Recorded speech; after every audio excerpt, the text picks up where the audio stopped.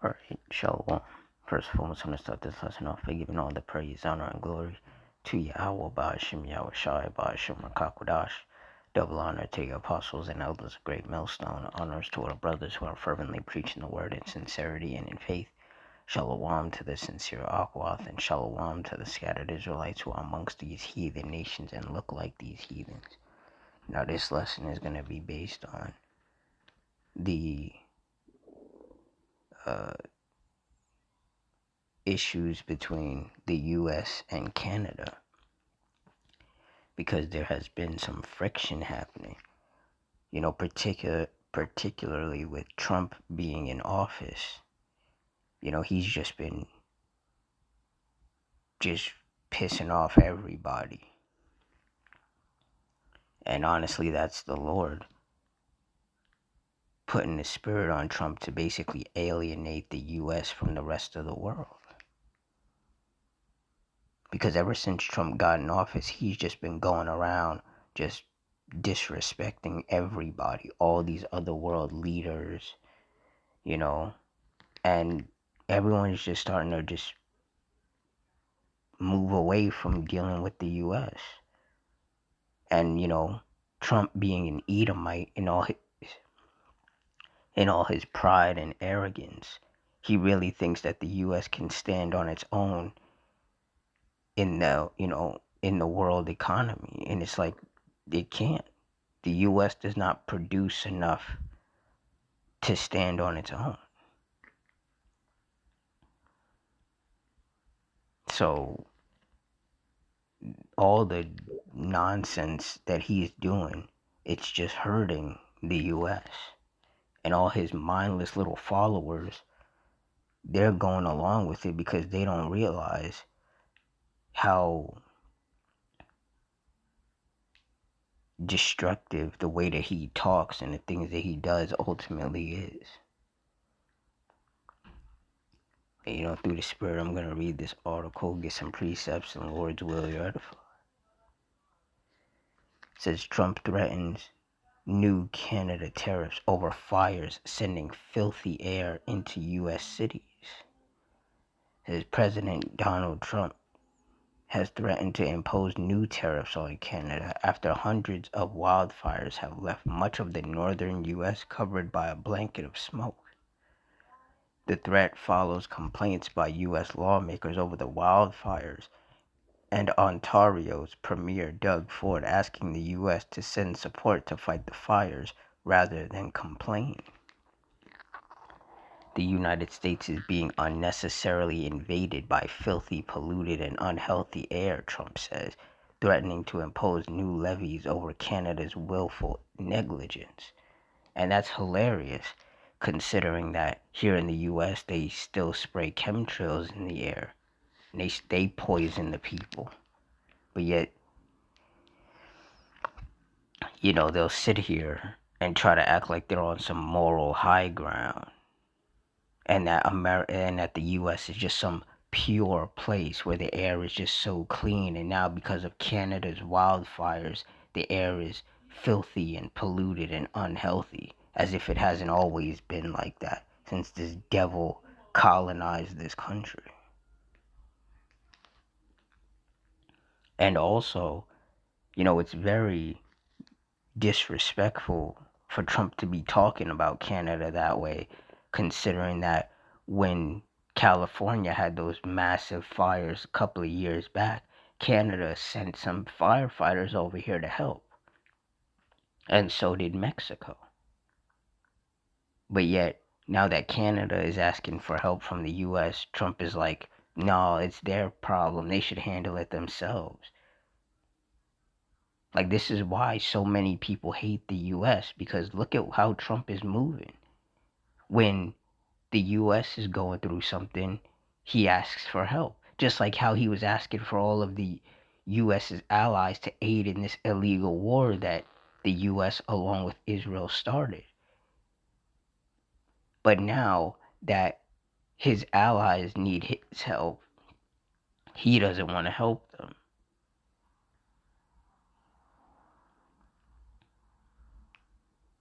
This just goes to show that even these Edomites are divided amongst each other. And there's that old saying, together they stand, divided they fall. And these Edomites are divided against each other and they are falling. It says as of Saturday, there were about 955 fires actively burning in Canada, according to the Canadian Wildland Fire Information System, with the majority burning out of control. More than 190 of those blazes are burning in Ontario, some out of control. Trump said in his post to Truth Social that he would call Canadian Prime Minister Mark Carney to demand an explanation over his country's willful negligence, accusing the country of not properly maintaining their forests and brush. Fellow Republicans have used the issue to renew Trump's call to make Canada the 51st U.S. state, a musing that has offended Canadians and prompted many to stop traveling to their southern neighbor in protest. Others online suggested a delay in opening the Gordie Howe International Bridge, a Canada-funded project that will connect Ontario to Michigan. Carney earlier noted that it was the responsibility of both countries to fight climate change. After Trump's remarks, Carney's emergency management cabinet minister said the two countries remain in constant contact and share a long history of working together on such disasters, citing a reciprocal firefighting agreement from 1982 and another assistance agreement that emerged from the 2025 G7 summit. Yeah, but you see, the Lord does not care about what deals these devils made with each other. The Lord is turning the whole world against the U.S. And Trump is the perfect guy to do it because Trump just goes around just threatening people and disrespecting people and calling them names and all sorts of wild stuff, you know. So nobody's trying to put up with that. Says Canada has worked to prevent wildfires and invested about 12 billion Canadian dollars in forest sustainability and fire prevention. MP Eleanor Olszewski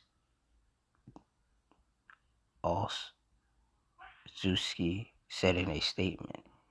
This is a challenge that knows no borders, and Canada is working with speed, collaboration, and coordination to keep people safe, she added. Relations between the US and Canada have been tense at times over the last year, mostly due to trade. Last year, Trump imposed tariffs on Canada, a country that had enjoyed decades of free trade with the US, and both countries have still yet to reach a trade deal. Yeah, and they're not going to. Just like out there in the quote-unquote Middle East and Western Asia, there's not going to be any peace deal between the US and Iran. There's just going to be more and more division. More and more of these countries are going to be divided against America, and they're going to push away from America and just link up with each other to help each other out. And the US is going to get left on its own.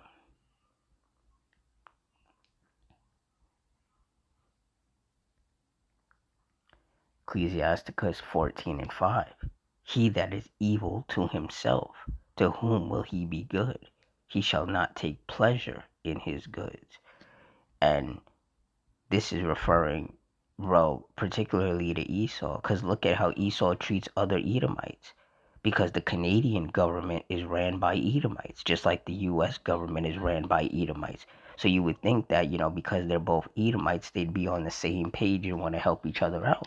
But you see how disrespectful Trump is being to his Canadian brothers over there across the border.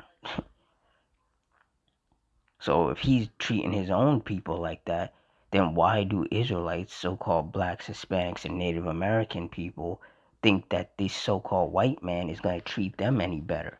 If he can't treat his own people right, Why would he treat us who are his enemies right? If he treats his own people like dirt, of course he's going to treat us worse than that.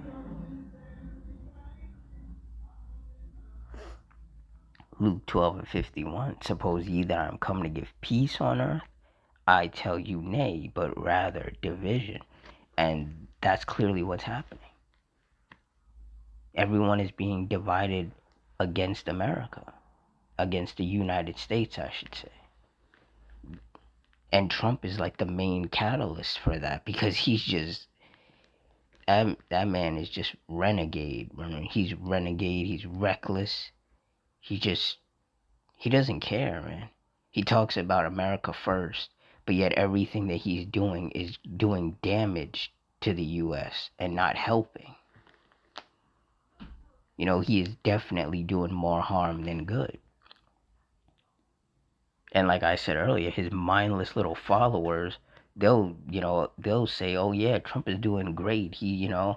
Because they don't see the problem, you know.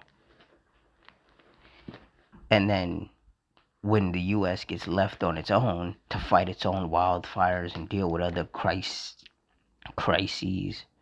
and none of the US's allies or former allies show up to help, then these very same Babylonians who are talking about how the US doesn't need to help Canada and Canada needs to fend for itself, they'll be the same ones crying and complaining about why nobody's coming to the aid of the US.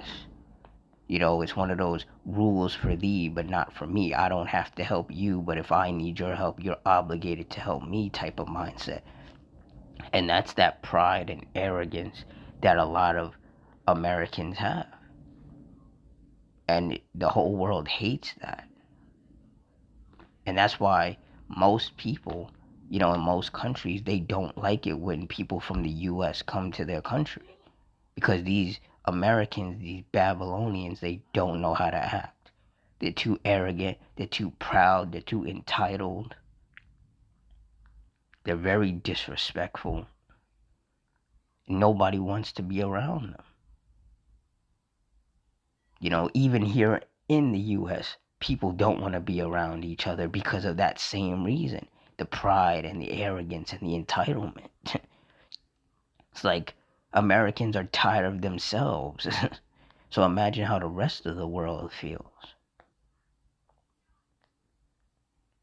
But like I said earlier, this division is just going to further alienate the US from the rest of the world. And then the US is going to be all on its own when World War III kicks off. And then all of these nations that do have nuclear capability, they are going to nuke this place. Because everybody is collectively coming to the conclusion that the US is the problem. That the United States of America is the problem in the world alongside Israel.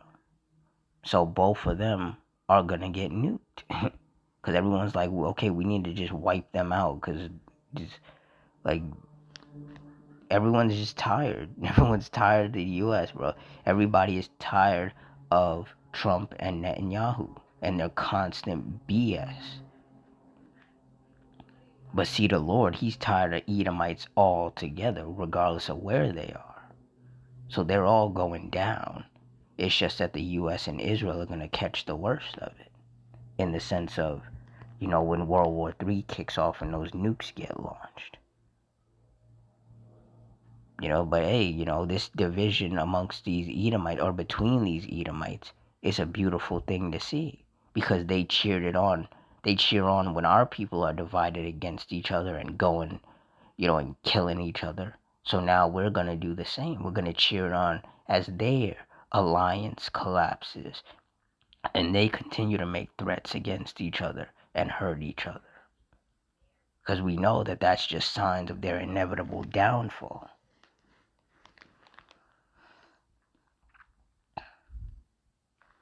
The scriptures say, there be 9 things that I have judged in mine heart to be happy, and the 10th I will utter with my tongue. A man that have joy of his children, and he that liveth to see the fall of his enemy. And we are witnessing that. We're witnessing the fall of our enemy, our chief enemy, being these Edomites, these so called self proclaimed white people. And this division that's happening, in particular in regards to the Canadian wildfires, that right there is just a beautiful sight to see. Trump just tearing them a new one over there, and then them saying that, that he needs to, help them instead of, you know, acting the way that he's acting towards them.